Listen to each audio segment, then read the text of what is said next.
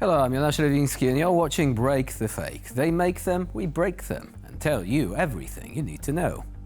Alright, we have a rather massive fake to debunk today, and I will not judge if it was intentional or not, but it's a fake all the same. On Sunday, there was a massive Russian attack on the Ukrainian city of Sumy. Dozens dead, many more wounded. Want to know how it happened? According to the US president, well, here it goes. I think it was terrible, and I was told they made a mistake, but I think it's a horrible thing. I think the whole war is a horrible thing. I think the war is, for that war to have started, is an abuse of power. This country would have never allowed that war to have started if I were president. That war is a shame.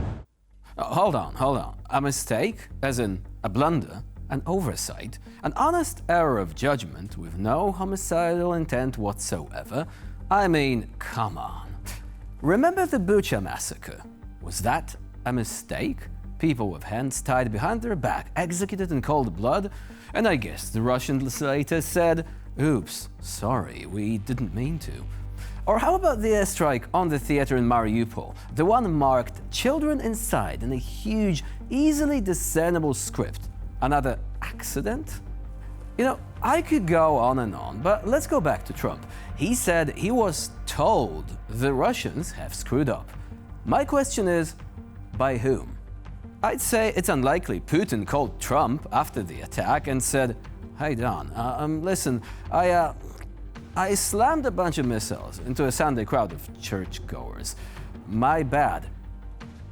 I promise. It won't happen again, I swear." So, the source has to be indirect then. And I have a few suspects there, especially this absolute soaring eagle of diplomacy.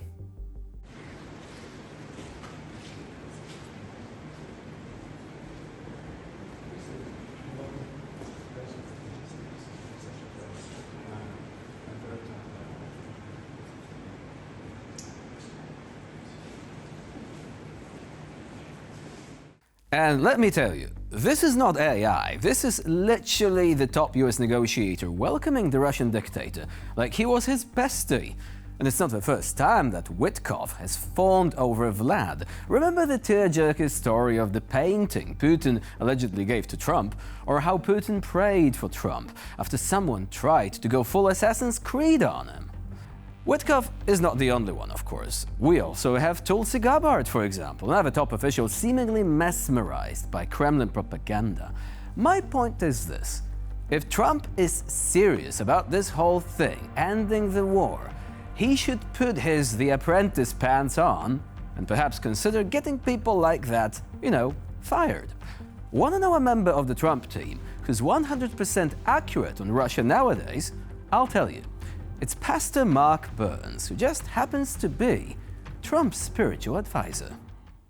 Being in Kyiv, being at Bucha, seeing the atrocities that has taken place, not military strategic points, but innocent lives being killed, executed, and knowing the 700 religious institutions to be intentionally targeted by the Russians, seeing and discovering 20,000 children have been kidnapped and deported to Russia, not including the 1.3 million children that are unaccounted for.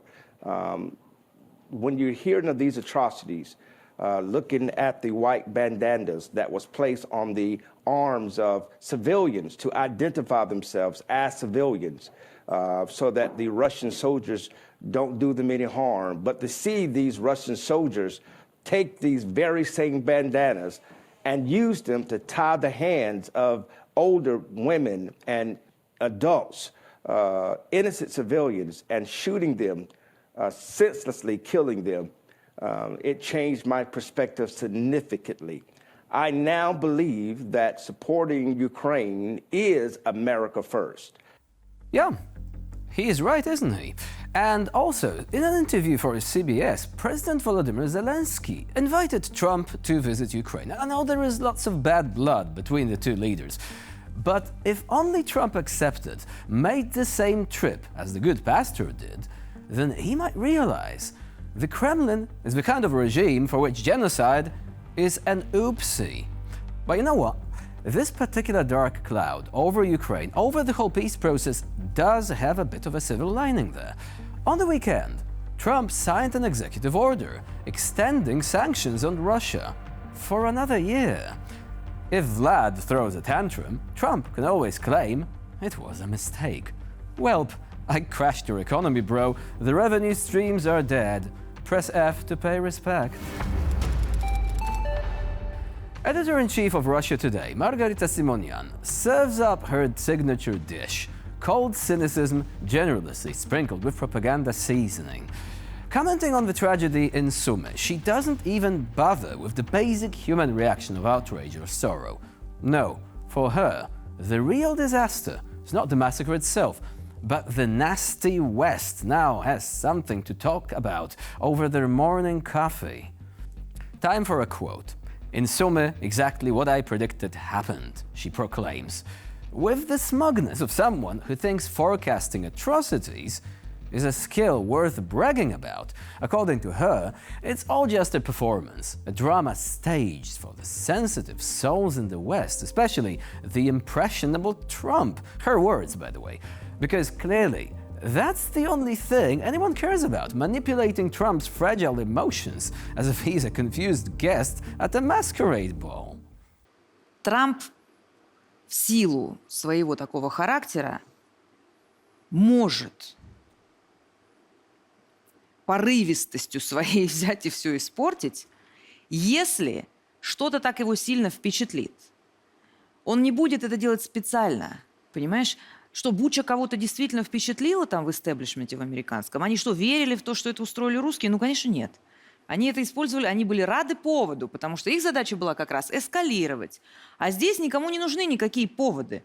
Чё там, какой Чернобыль, чего? Да, эти, наверное, сами долбанули там украинцы, понятное дело. Ну и не будем поднимать.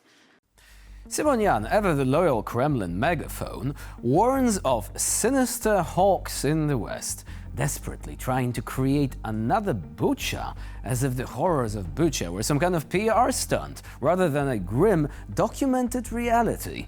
In her twisted narrative, these hawks apparently thrive on atrocities, like macabre playwrights writing tragedies to keep the show running.